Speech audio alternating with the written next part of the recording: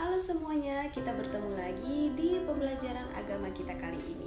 Nah, untuk itu Ibu menghimbau kalian untuk menyiapkan alat tulis menulis dan juga memperhatikan dengan seksama materi yang akan Ibu berikan setelah video ini. Kita akan masuk pada materi hari ini untuk materi pendidikan agama Kristen kelas 7 semester 1. Nah, judul materi kita pada bab yang ketujuh hari ini adalah nilai-nilai Kristiani menjadi pegangan hidupku. Nah, sebelum masuk lebih jauh, mari kita lebih dahulu mengetahui apa yang dimaksud dengan nilai. Nah, menurut Sprenger, nilai merupakan suatu tatanan yang dijadikan panduan dalam bersikap dalam situasi sosial tertentu. Jadi, nilai merupakan hal-hal sebagai berikut. 1. Sesuatu yang diyakini oleh individu untuk menimbang dan memilih alternatif yang diyakini kebenarannya dan mendorong orang untuk mewujudkannya. Yang kedua, produk sosial yang diterima sebagai milik bersama dengan kelompoknya. Dan yang ketiga, sebagai standar konseptual yang relatif stabil dan membimbing individu dalam menentukan tujuan yang ingin dicapai dalam rangka memenuhi kebutuhan psikologisnya. Selanjutnya, jadi kita simpulkan bahwa nilai adalah konsep yang dijadikan prinsip hidup yang menjadi acuan dalam bersikap dan bertindak. Dengan demikian, nilai Kristiani juga adalah tatanan yang dijadikan panduan oleh setiap orang Kristen untuk menimbang dan memilih alternatif keputusan hidupnya berdasarkan ajaran Yesus Kristus. Nah, kita masuk pada poin yang kedua, yaitu isi-isi nilai Kristiani. Dalam kitab Perjanjian Baru, kita mengenal kerajaan Allah dan kerajaan dunia. Yesus mengatakan, "Kerajaanku bukan berasal dari dunia ini, tetapi dari Bapa." Dua kerajaan ini menganut nilai-nilai yang berbeda. Nilai kerajaan dunia memiliki nilai kekayaan, kekuasaan, kesenangan, balas dendam, ketenaran, kesombongan, dan lain-lain. Sedangkan nilai kerajaan Allah mengandung nilai kebaikan, kerendahan hati, kejujuran, kemurahan hati, pengendalian diri, dan pengampunan, dan lain-lain.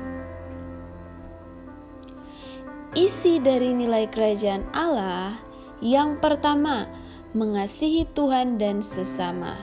Bentuk mengasihi Tuhan adalah menyembah Tuhan dan melakukan ajarannya.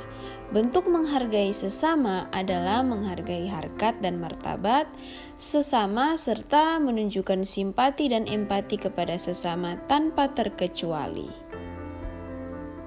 Yang kedua, rendah hati. Kerendahan hati menggambarkan manusia yang paham siapa dirinya sebagai makhluk ciptaan Allah. Kerendahan hati membuat manusia dapat hidup damai dan harmonis dengan sesama. Yang ketiga, jujur. Orang yang jujur adalah orang yang memiliki integritas. Yang keempat, bermoral. Hidup bermoral artinya menjaga tubuh dari percabulan, berani berkata benar dan membela yang benar. Yang kelima, murah hati. Alkitab mengajarkan kita untuk memberi kepada sesama yang kekurangan dan membutuhkan bantuan. Yang keenam, jangan merasa diri paling benar. Tidak ada orang yang sempurna. Kita semua adalah orang yang berdosa dalam satu atau lain cara.